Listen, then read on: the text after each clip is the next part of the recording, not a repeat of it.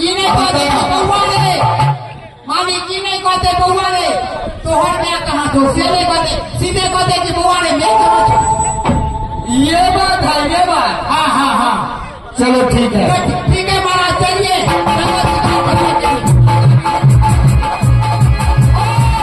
मंत्री चले रे मंत्री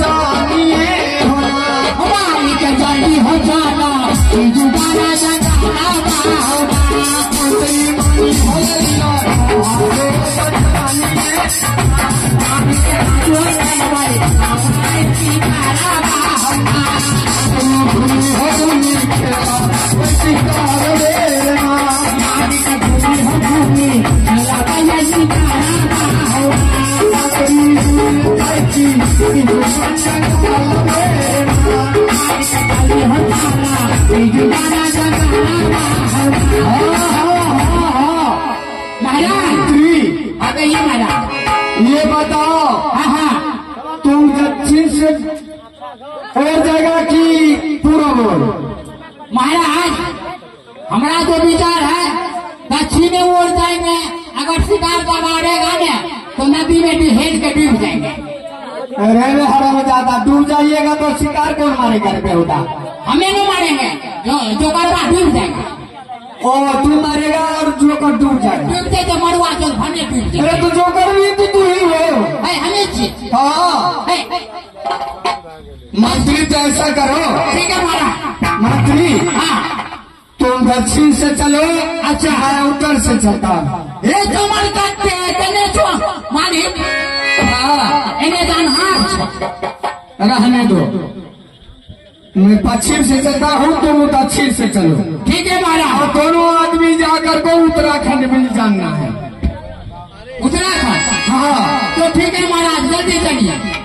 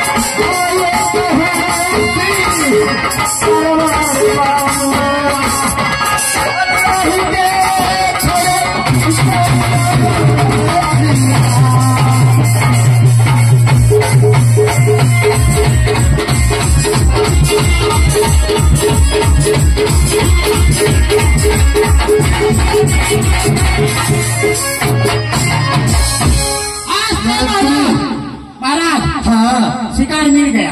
किधर है शिकार? अच्छा, नाक के नीचे क्या है? अरे हराम ज्यादा कौन सा बात करते हो तुम? नहीं नहीं महाराज, हकीकत बात करते हैं। आँख का नीचे क्या है? नाक के नीचे तो मुंह है। उसका नीचे क्या है? ये दाढ़ी है। उसके नीचे क्या है? एक गर्दन है। उसके नीचे फिर क्या है? कलेजा है। उसके नीचे पेट है। पेट है। उसके नीचे अरे हराम महाराज, अगर आपको नहीं सुधारता है तो आमर का के लिए होगा। हराम ज्यादा मैं आंधर हूँ। नहीं नहीं महाराज, एक बात बताता हूँ। इधर है, इधर है, इधर है। अगर वो देख रहे हो, वो जो सकुआ का तोग में है, बेहुदा तेन वो खम्हा है। वो खम्मा है। हाँ, वो ये दोग में खाम नहीं है बेहुदा। अब देखते कोई खम्मा का बगल में पैसा नहीं बैठल थे। अरे बेहुदा वो तो कुर्सी दिखाई पड़ता है। वो कुर्सी थी। हाँ हथौड़ी के थे, हमें के कीजिए सिखाते मानी के लिए, मानी के लिए। हे देखो कते मोट प्रसाद सिखा।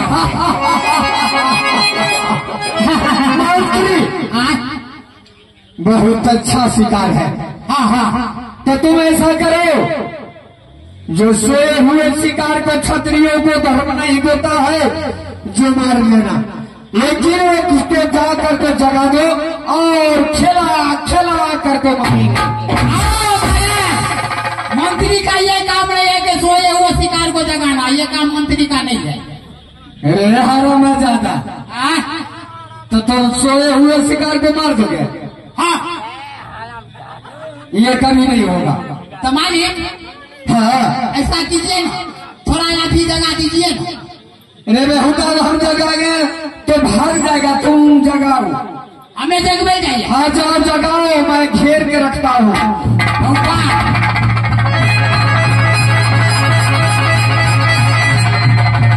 जाओ जगाओ। मालिक जाइयो। अरे जाओ। मालिक जाइयो। हारो मत ज्यादा है ये जाए छिया। जाओ जगाओ। जाओ की देवो करो। है ये जाए। मालिक जाइयो। जाओ जगह दी।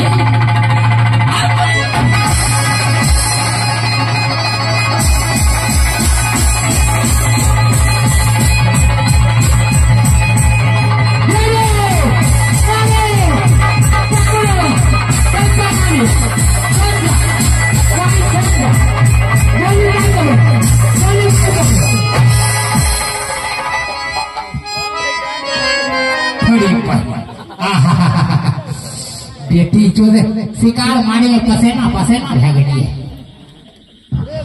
क्या हुआ? शिकार मार दिए महाराज। अच्छा शिकार तुम मारा है? हाँ हाँ। अरे बे तो हम मारे हैं शिकार। हम मारे हैं। अरे हम मारे हैं। हम मारे हैं। क्या तुम बेईमानी कर दोगे? तू बदमाशी करते हो। तू सोचता है गरीब है तुमको ठेक लेंगे? हाँ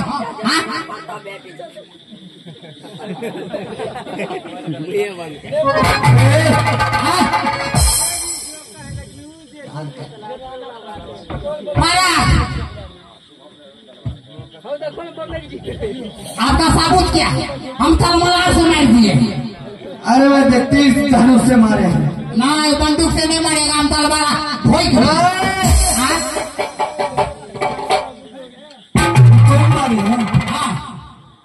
हम ज्यादा मार नहीं करेंगे। हम मारे हैं शिकार। हम मारे हैं। हम मारे हैं। हम मार दिए। अरे हमें मार दिया नहीं।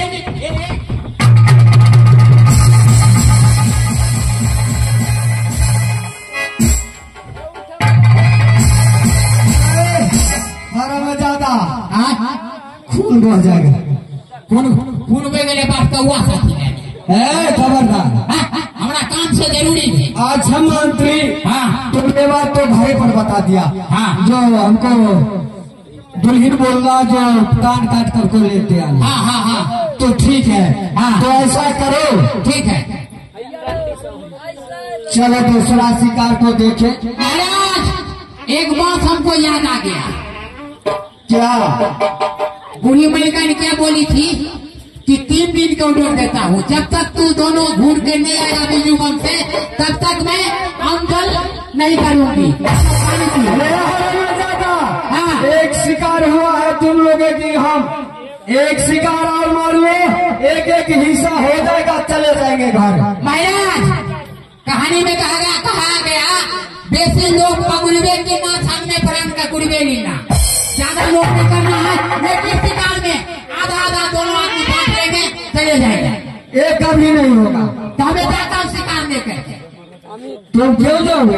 आप मार कर आइएगा। आप मार करके आइएगा। चलो एक और मार लेंगे।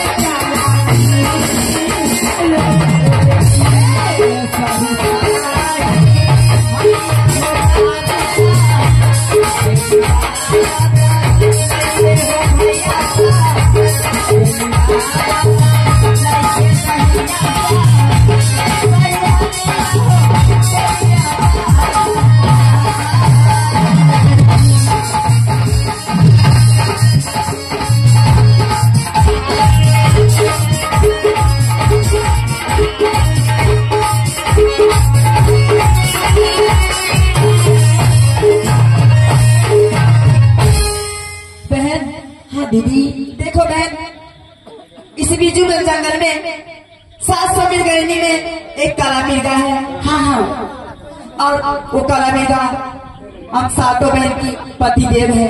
हाँ हाँ दीदी, तो हमारे पतिदेव ने आज सुबह गए थे बीजूबन जंगल चरी करने के लिए। पता नहीं कितना देर हो गया। स्वामी जी कहीं दीदी इधर सुनो, मेरी देवी ने फरक रहे हैं और काले काग भी काव काव कर रहे हैं। मेरे दिल में घबराहट सी हो रही है दीदी। हाँ बहन देखो, मेरे भी दिल में घबराहट सी हो रही है। चलो एक बार चल के देखते हैं, स्वामी जी के ढूंढते हैं। ठीक है दीदी चलो।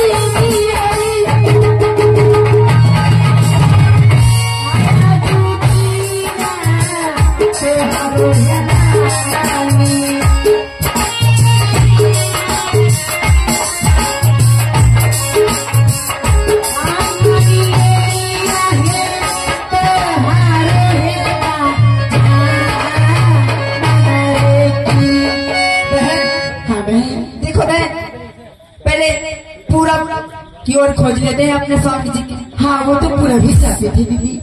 पूरा बे खोजिए बहन।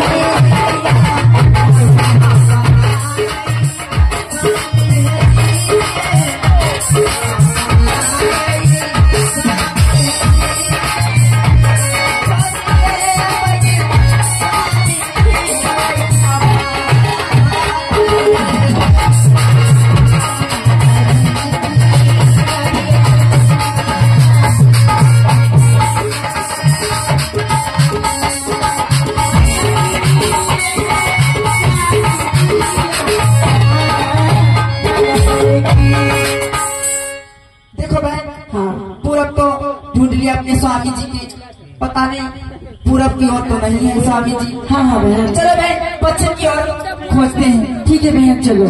आ गए पश्चिम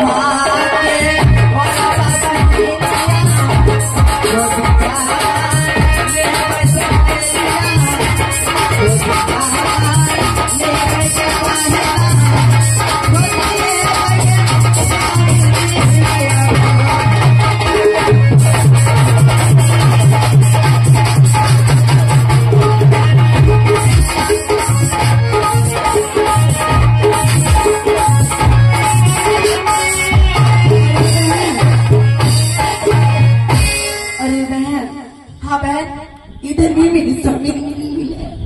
हाँ बहन देखो अच्छे की ओर भी नहीं मेरी स्वामी जी मिले। हाँ बहन